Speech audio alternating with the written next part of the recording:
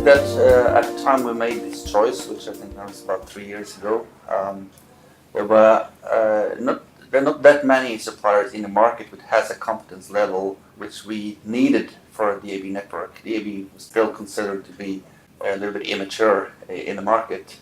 At that time, we were looking for a supplier which we could rely on over time, and we can say that we trusted for a 15-year contract. And to find such a supplier is not that easy, actually. And I think we found that in GatesAir.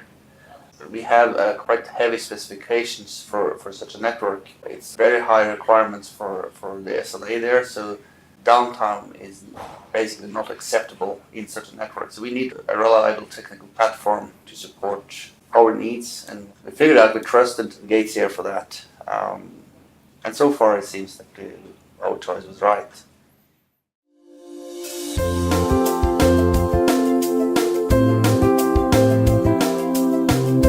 It's very much about logistics.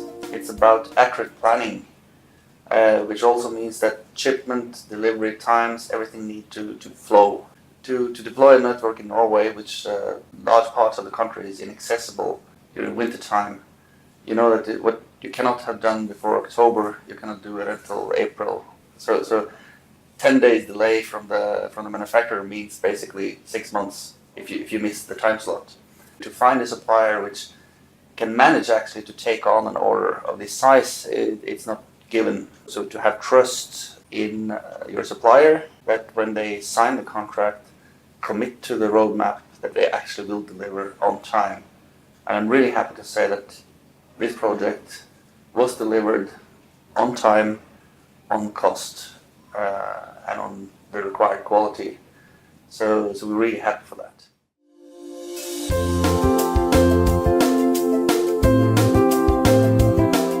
And I think that turned out very successful.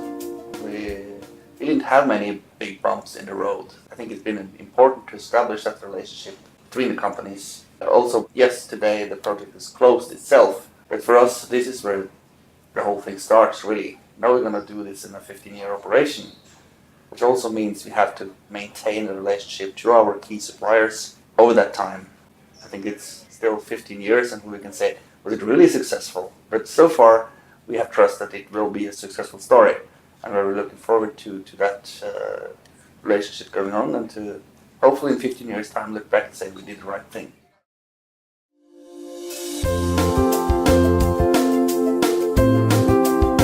Life cycle cost is the key. We need, as I said, to have a 15-year operation, and it's also then what did this actually cost after 15 years? That will tell us, was it a profitable business case or not? And of course, at the time we made a decision, technology is new, so we'll probably do several generations of technical platforms during 15 years. How do we do those upgrades? How do we maintain software versions, release handling, and that kind of things.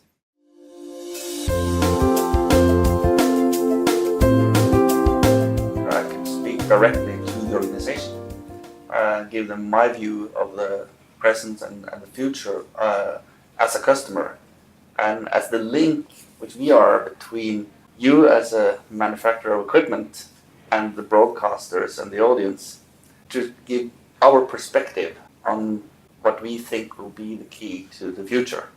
We know it's easy to dig into your own roadmaps and product development schedules and see what you would like to manufacture, but to be able to talk directly to an organization and say, please do it this way, this is what we actually need. That has been a very good experience also.